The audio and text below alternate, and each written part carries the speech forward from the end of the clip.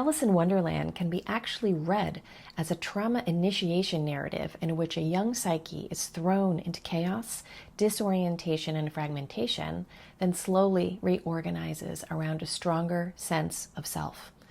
Ego death, identity death, rebirth, we all get it. The characters in the story actually function like inner parts, abusers, and even defensive structures that appear during and after overwhelming experience. So let's first talk about Wonderland as a trauma space. When she falls down the rabbit hole, it actually mirrors the initial shattering of reality as we knew it, where ordinary life suddenly breaks and all the familiar world becomes strange and unsafe. I think a lot of people are feeling this right now.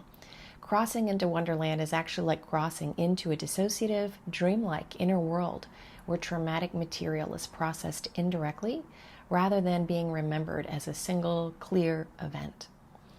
What about her constant size changes, warped logic, and unstable sense of time? This also resembles trauma symptoms like depersonalization, derealization, and distortion of body and self-image, especially that's developed in children. So Wonderland's contradictory rules and ever-shifting threats also reflect how a traumatized child experiences adults and even institutions at times. Arbitrary, unpredictable, and often punitive despite their claims to be reasonable and proper. What about Alice as the traumatized self? Alice represents the core self of a child or adolescent undergoing a crisis of identity after overwhelming experiences. She repeatedly asks things like, "Who am I?" as her internal and external reality lose coherence. Even her changing size can be read as swings between feeling tiny and powerless without a voice and too big and too much, a classic embodiment of shame, hypervigilance, and overcompensation that follows trauma. We all know what that's like. Her compulsive self-talk and repetition of lessons are mimicking intrusive thoughts and the attempt to regulate anxiety by clinging to old rules, even as those rules fail in the new traumatic reality.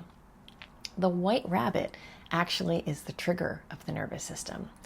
The white rabbit is the activating trigger that pulls Alice into the trauma process, a small, seemingly harmless cue that suddenly becomes urgent and impossible to ignore. His constant lateness, panic, and rush symbolizes a hyper-aroused nervous system, always running late, always on edge, and always afraid of punishment, mirroring how trauma pushes someone into chronic fight or flight. Following him down the hole evokes how a single event or relationship can open a deeper descent